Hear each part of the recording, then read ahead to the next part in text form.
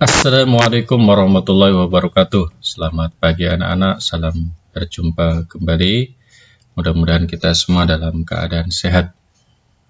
Alhamdulillah, mari kita lanjutkan pelajaran kita di pembelajaran 2 di subtema 1 pada tema 2 di kelas 6 ini. Subtema 1 yaitu rukun dalam perbedaan. Pelangi indah karena warna yang berbeda-beda. Hidup berbangsa dan bertanah air indah jika kita hidup rukun, walaupun berbeda-beda. Nah, kita lihat di sini, sama-sama kita lihat ya, dalam perayaan Hari Kemerdekaan Republik Indonesia, banyak sekali aktivitas yang dilakukan oleh warga di sekitar kita, masyarakat yang hidup rukun dalam perbedaan. Perbedaan yang menguatkan. Kampung Cepaka adalah sebuah kampung transmigran. Warganya berasal dari berbagai daerah padat di Pulau Jawa. Hal itu menjadikan mereka berbeda suku maupun agama. Di Kampung Cepaka hidup 5 orang sahabat. Ada Asna yang berdarah Sunda, Utami dari Banyuwangi, Tony seorang anak etnis Tionghoa yang sebelumnya tinggal di Semarang, Wande dari suku Tanger di Jawa Timur, dan Marta anak seorang pendeta yang dahulu tinggal di Solo. Di Kampung Cepaka rumah mereka bersebelahan dan mereka pergi ke sekolah yang sama.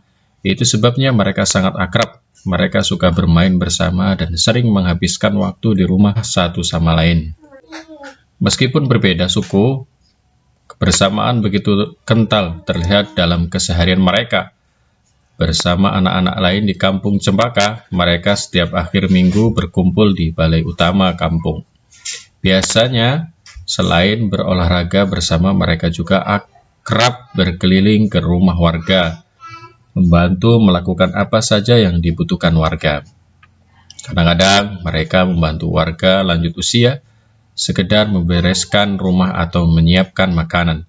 Sesekali mereka juga membantu orang tua yang sedang bekerja bakti membersihkan lingkungan. Dari Tony, mereka belajar menari barongsai. Lalu mereka ajarkan tarian itu kepada anak-anak sekampung.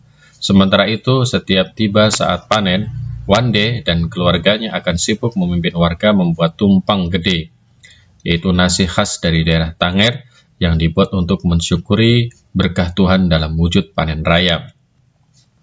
Sikap toleransi yang ditunjukkan kelima sahabat itu memang sekedar berupa hal-hal kecil. Hal kecil dalam keseharian itulah yang mencerminkan kehidupan Bhinneka Tunggal Ika di Kampung Cepaka yang kaya akan perbedaan. Mereka hidup damai, berdampingan, dan tulus saling menjaga.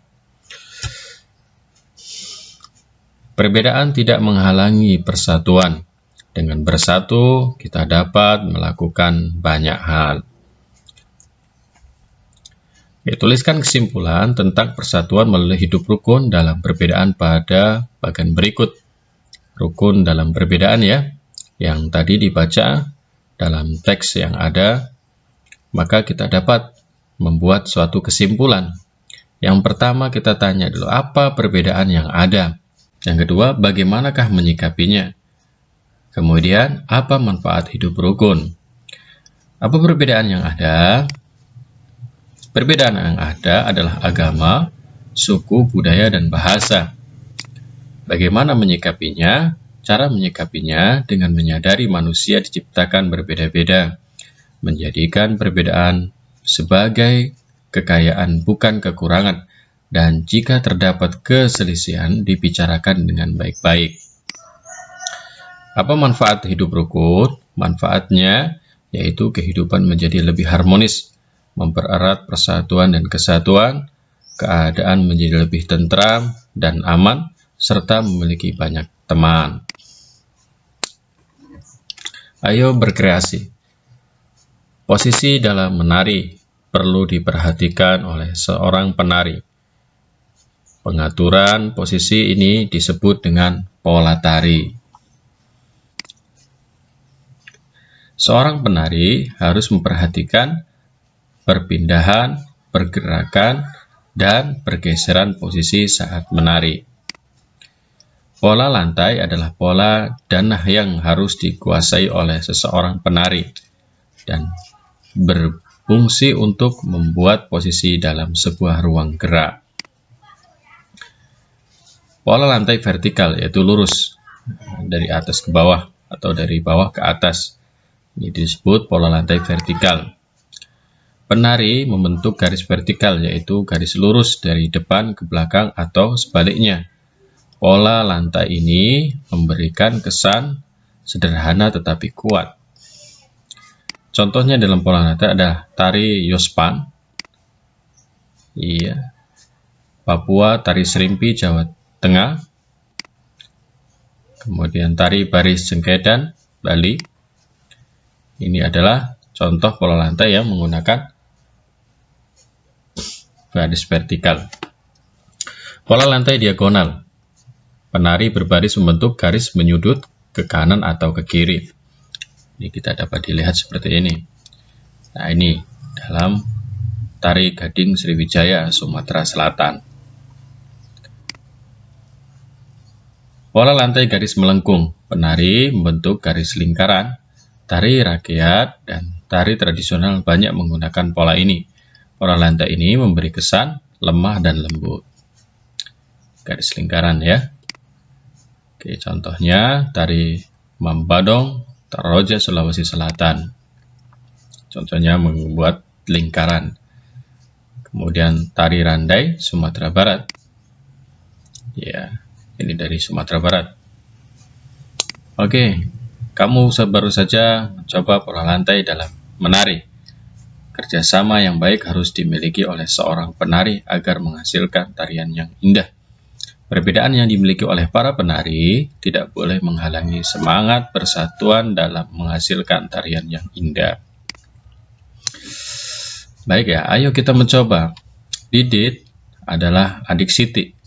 Ia baru saja membeli kue, namun ia sangat kecewa karena ukuran kue yang dibelinya tidak sesuai harapannya.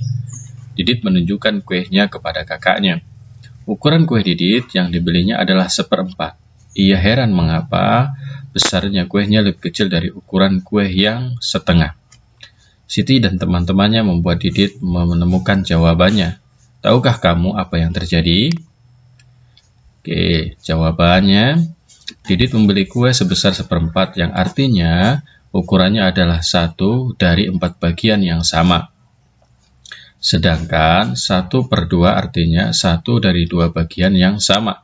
Sehingga 1/4 lebih kecil daripada setengahnya. Kalau kita lihat di gambarnya ini gambar setengah dari 1 bagian kue.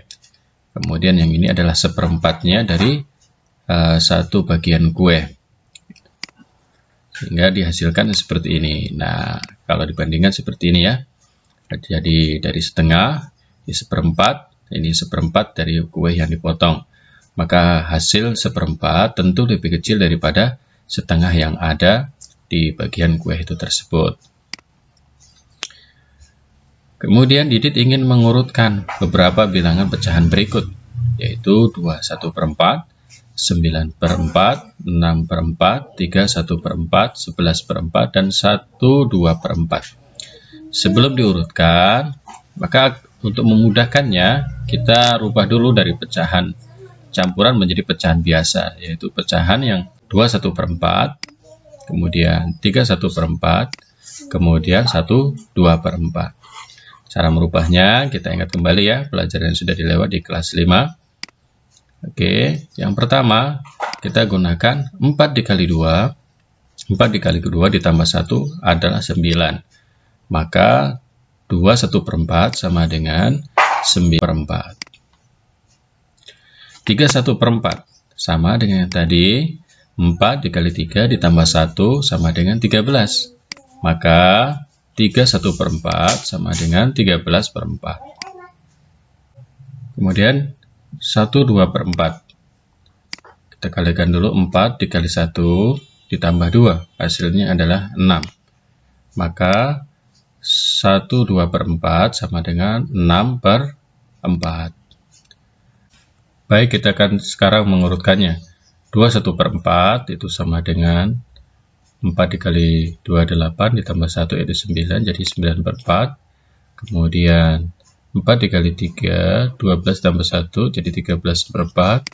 Kemudian 4 dikali 1 adalah 4, ditambah 2 adalah 6 per 4. Kita urutkan ya, yang ini yang nomor 1, yang paling kecil. Kemudian ini 2, karena sama posisinya. Kemudian ini 3, 9 per 4. Kemudian ini juga nomor 4, 9 per 4. Kemudian 5, 4 per 11 per 4. Kemudian yang terakhir adalah yang urutan ke-6, 13 per 4. Ini kalau diurutkan dari yang terkecil ke besar adalah 6 per 4, 6 per 4, 9 per 4, 9 per 4, 11 per 4, dan 13 per 4. Jadi urutannya adalah 6 per 4, 6 per 4 ya.